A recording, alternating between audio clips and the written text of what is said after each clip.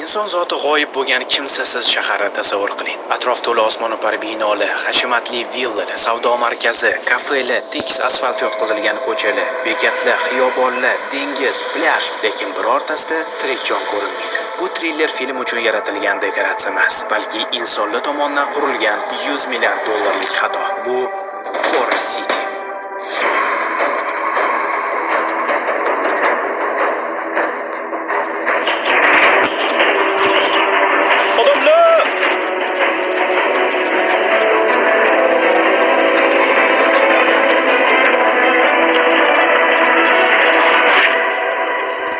Chunki mana shu oddiygina harakat orqali qilayotgan mehnatimizni qo'llab-quvvatlab turishingiz mumkin. Chiptalarni doim aviasales.uz ilovasidan olishimni hammanglar menimcha juda ham yaxshi bilasizlar. Lekin yana bir marta eslatib qo'ymoqchiman, agar siz sayohat qilmoqchi bo'lsangiz va chiptalarni qatdan olishni bilmayotgan bo'lsangiz, shunchaki ilovaga kirasiz, sanalarni va manzilni tanlaysiz. Ilova bo'lsa sizga eng arzon avia chiptalarni topib beradi va menga yoqadigan tarafi narxlar dinamikasi bilan tanishtiradi. Ya'ni siz qaysi yo'nalish bo'yicha, qaysi paytda narxlar arzon yoki qimmatligini doim bilib turishingiz mumkin. Aviasales.uz sayohat qilish vaqti keldi.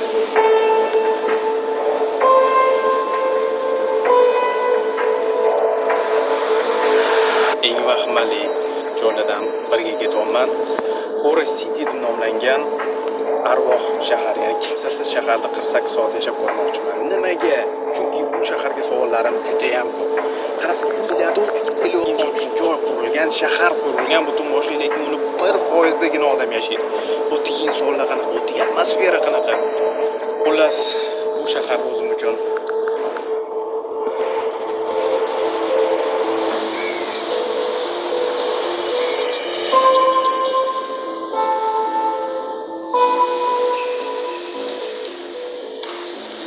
kvartiraga joylashishim kerak, lekin binoning ichida hech kim yo'q. Kaltni ham o'zim olishimiz kerak hozir.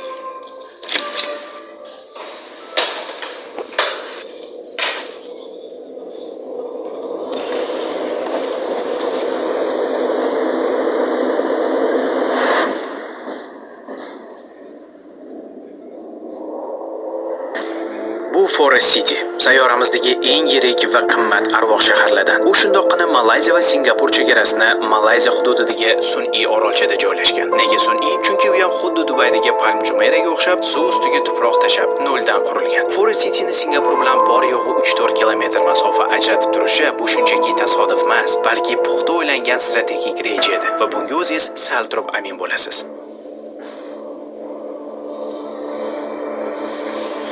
O'zimni maksimal darajada g'alati his qilyapman, chunki butun boshli mehmonxonada bitta katta binoda bir o'zim yashayotgandek xuddi. Ora-orada xizmatchilar, qorovullar chiqib qolmasa, hech kim yo'q.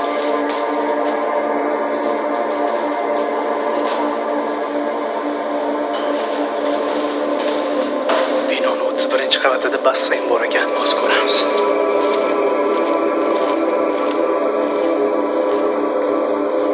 Basseynda tom ma'noda hech kim yo'q. Bir dona odam yo'q. Soat 1:51 minut o'tdi. Ya'ni qoq peshin cho'miladigan payt. Lekin hech kim yo'q.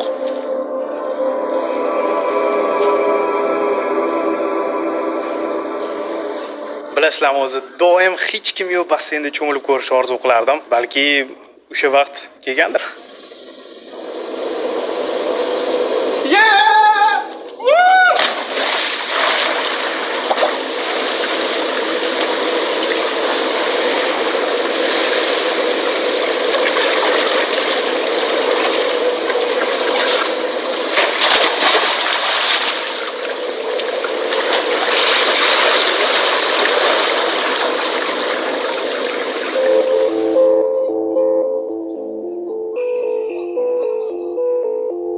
Eng qizig'ini aytaymi? Shundoqqina orqamda mana ko'rib turibsizlar, mana bu joy. Yo, Singapur. Va bu mavzuga sal turib yana qaytamiz.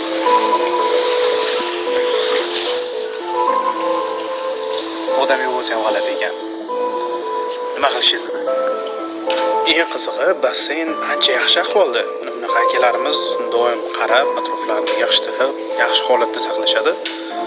Lekin hech kim yo'q. Bu menimcha dunyodagi eng yaxshi holatdagi eng bo'sh basseyn. Binoni boshqa qismlari ham xuddi shu ahvolda. Meeting room deysizmi? Sport zal. Hammasida qo'rqitadigan darajadagi tinchlik hukm suradi.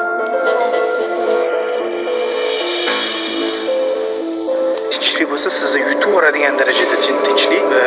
Siz baland ovozda emas, iloji boricha pastroq ovozda gapiringiz keladi. Vaholanki hamma yoq tinch. Bitta kafega kirdim, suv olgani va mana Odam deyarli yo'q bo'lsa ham suratga olish oson bo'lmadi. Chunki mana bunaqa oq qizil formadagi xavfsizlik xodimlari mana deyarli hech qayerda tinch qo'yishmadi. oq qizil forma kiygan okalar anna ko'zligini uzishmayapti mana shu. Olib yo'q bitta kamera bilan shtativda syomka qilish mumkin emas. Yo'q, hop deb ketsam, orqamdan qarab, tomosha qilib, eskalatron ham ishlamayotgan ekan. Piyoda chiqaman tepaga. So'ramiz nima bor u yerda.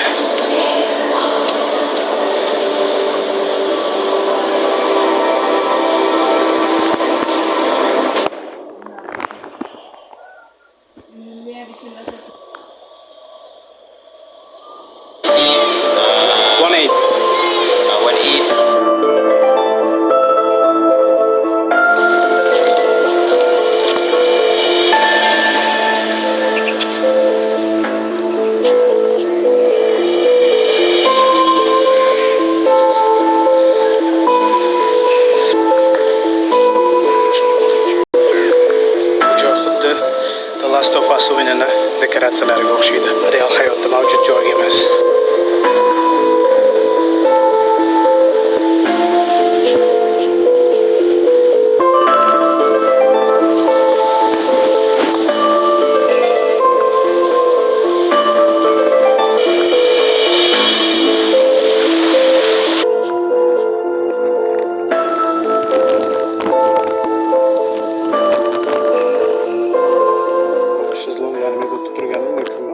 Qarab o'tirish uchun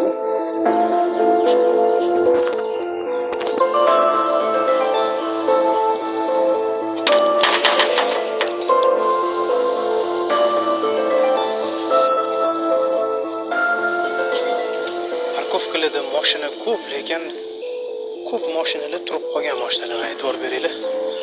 Ancha zanglab qolganda, tutqichlarni qarasanglar, shunaqa ballonlari ancha usaygan. O'zimman anchadan beri haydalmaydigan mashinaga o'xshyapti. Yoki mana bu tarafda xuddi shunaqa mashina bor ekan. Mana orqalari ancha eskirganda. Mana hattoki metalli original rangi ko'rinib qolibdi. Mashina qizil bo'lganmi deyman. Mashina anchadan beri turganiga isbot. Ballonlar absolut tusaygan va oldidan hattoki yashillik o'sishni boshlagan. Chumolda ham yuribdi.